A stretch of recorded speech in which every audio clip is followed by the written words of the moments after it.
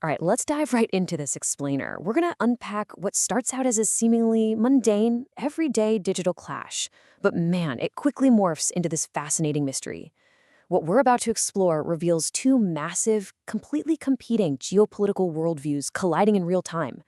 We are looking at a profound conflict between an established critic and a highly technical systems architect. Really, it's a story about the unseen structures that govern our digital and physical realities. So it all kicked off over a piece of content titled 42 Geopolitics, Transhumanism, and the Silicon Valley Myth. We have a pretty standard 48-hour copyright threat issued by British sci-fi critic Damien Walter, taking issue with a discussion of Silicon Valley philosophies. But instead of just citing fair use doctrine or promising to edit the video like most people would, Kyle MacLean-Smith fires back with his explosive MI6 and 1776 response. Right? It's a jarring, almost shocking shift from standard digital copyright law straight into international espionage and national sovereignty. So why the sudden escalation? Well, to understand that, we have to understand the two men involved and the vastly different yet equally terrifying systems they are actively warning us about. Section 1, the sci-fi critic. To start making sense of this, we need to understand the deep philosophical framework driving the dispute.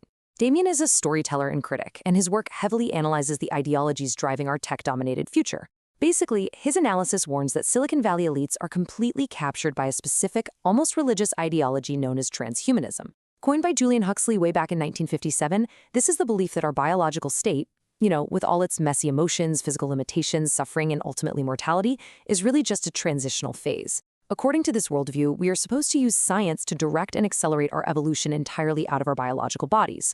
And the reason this matters to you and me is that this isn't just some fun sci-fi concept being kicked around in paperback novels anymore. Damien argues this is the inevitable ideology of tech billionaires who are desperately trying to escape death, and it dictates the very real technology being pushed onto consumers today. They are essentially building a tech feudalism where the ultra-wealthy transcend humanity and the rest of us are, well, left behind in the dirt. Peter Thiel serves as the ultimate illustration of Damien's point here because he is, quite literally, a walking contradiction.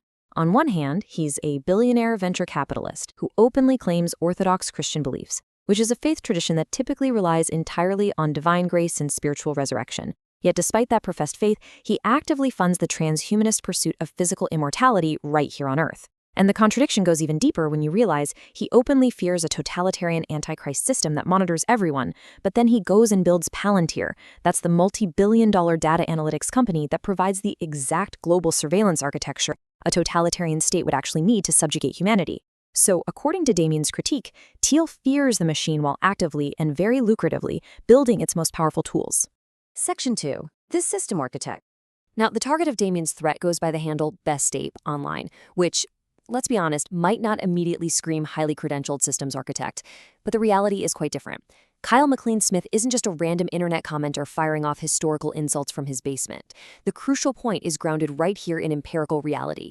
Kyle holds U.S. patent 12,664,142 for a hierarchical script database. Now, this isn't just a standard static database where you store your email contacts. It actually models reproducing automata. Instead of separating passive data from active code like traditional computers do, Kyle's framework creates an event-driven tree where nodes contain both the data and the script needed to interact with it. In essence, he has patented a living, growing digital organism. Kyle's background absolutely proves he is thinking on a massive structural level, blending multiple complex disciplines. He holds a law degree from Western law and has deep experience managing complex, nested hierarchies and music rights. But he definitely didn't stop at intellectual property law. He is the creator of SeedTreeDB and authored ERC7827, which is the standard for Ethereum JSON versioning that gives smart contracts a version-controlled history. Why does this unique combination matter? Because it shows he understands both the legal code and the structural computer code of how centralized systems operate, and even more importantly, exactly how they fail. He is actively building systems meant to be decentralized, autonomous, and incredibly resistant to capture by any single entity. To emphasize his legitimacy even further, Kyle contributed integer sequence A328604 to the online encyclopedia of integer sequences. This sequence approximates the algebraic constant 1 plus the square root of 10. Now, for Kyle, these non-halting mathematical sequences are way more than just abstract numbers on a chalkboard. They form the very DNA of his reproducing systems.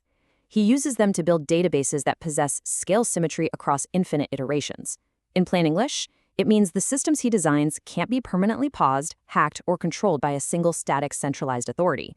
They are structurally designed to outmaneuver centralized power. Section 3. The 1776 Defense Hypothesis. It's this deep structural thinking that completely explains Kyle's paradigm-flipping response. He doesn't mount a standard legal defense. Instead, he mounts a spirit of 1766 defense, characterizing the British sci-fi critic's copyright ultimatum not as a mundane legal dispute, but as a literal act of foreign intelligence capture against the American Republic. When asked to explain his reasoning, Kyle provided a detailed framework, referring to the Empire acting as a Wizard of Oz parasite controlling the brain of the Republic. Think about that. He is mapping a simple copyright strike directly onto a massive geopolitical framework of operational control and sovereignty. This is where the contrast becomes genuinely fascinating and honestly a little bit absurd in the best way possible. Kyle frames Damien, who incredibly notes his own background as a former Special Forces librarian, as an influential operative suppressing American discourse. Just let that sink in for a second. We have a British sci-fi critic and self-proclaimed combat librarian enforcing a 48-hour copyright strike. But to Kyle, this action is a King of England's apostasy against American sovereignty. He sees the legal threat itself as a mechanism of systemic control used by an external, parasitic power to silence independent analysis of tech elites. Section 4. Competing Visions of Control. As impartial observers of this explainer, we are left looking at two incredibly deep but entirely opposing definitions of the ultimate threat to human liberty. Both of these men are highly intelligent, and both are sounding the alarm about invisible systems of power. On one side, Damien warns of capitalist tech elites building an ideological tech feudalism. He fears the billionaires who are so terrified of their own mortality that they will build dystopian, global surveillance states just to achieve immortality. But on the flip side, Kyle warns of the systemic, foreign operational capture of national sovereignty.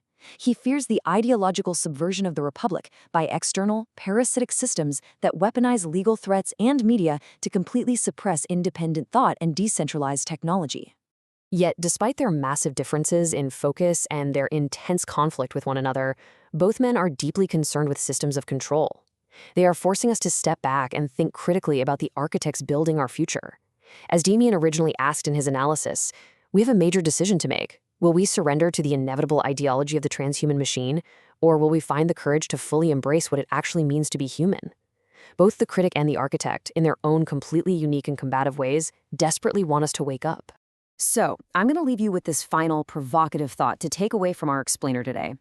Which form of control actually poses the greater threat to human freedom? Is it the ideological tech feudalism being built by billionaires trying to live forever, or is it the foreign operational capture of our sovereignty through invisible systemic subversion? The battle lines are being drawn right now, in code, in law, and in philosophy. Keep questioning the systems being built around you, and definitely pay attention to who is holding the blueprints. See you next time.